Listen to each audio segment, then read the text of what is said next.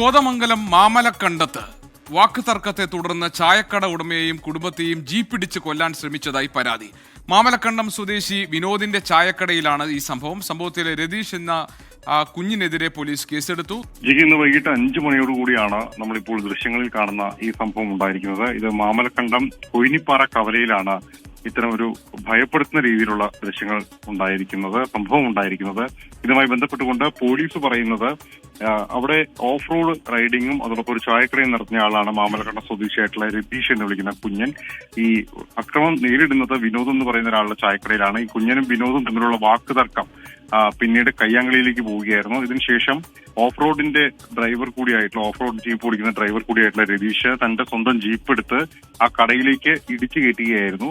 2-3 തവണ ഇടിച്ചു കയറ്റുന്ന ഇയാളെ പിന്തിരിപ്പിക്കാൻ വേണ്ടിയിട്ട് ആ നാട്ടുകാരും ആ കടയിലുണ്ടായിരുന്ന വിനോദിന്റെ കുടുംബവും ബന്ധുക്കളും എല്ലാവരും ശ്രമിക്കുന്നുണ്ട്. പക്ഷേ അതൊന്നും വകവയ്ക്കാതെ പിന്തിരിഞ്ഞു പോയ ശേഷം വീണ്ടും ജീപ്പ് എടുത്തുകൊണ്ട് വന്ന ഈ രതീഷ് കുഞ്ഞൻ വിളിക്കുന്ന രതീഷ് കടയിലേക്ക് വീണ്ടും ഇടിച്ചു കയറ്റുകയും ആക്രോശിക്കുകയും ചെയ്തു. നേരത്തെ ഉണ്ടായ തർക്കത്തിന്റെ ബാക്കിയാണ് എന്നുള്ളതാണ് പറയുന്നത്. രതീഷ് ആ സമയത്ത് മദ്യപിച്ചിരുന്നു എന്നും പറയുന്നുണ്ട്. രതീഷ് നിരവധി ഈ അടിപിടി കേസുകൾ അടക്കമുള്ള കാര്യങ്ങളിൽ പ്രതിയാണ് എന്നുള്ളതാണ് കൂട്ടുമ്പോൾ. അല്ല, ലാൽകൃഷ്ണൻ, ഈ രതീഷ് ആ നാട്ടുകാരനാണോ?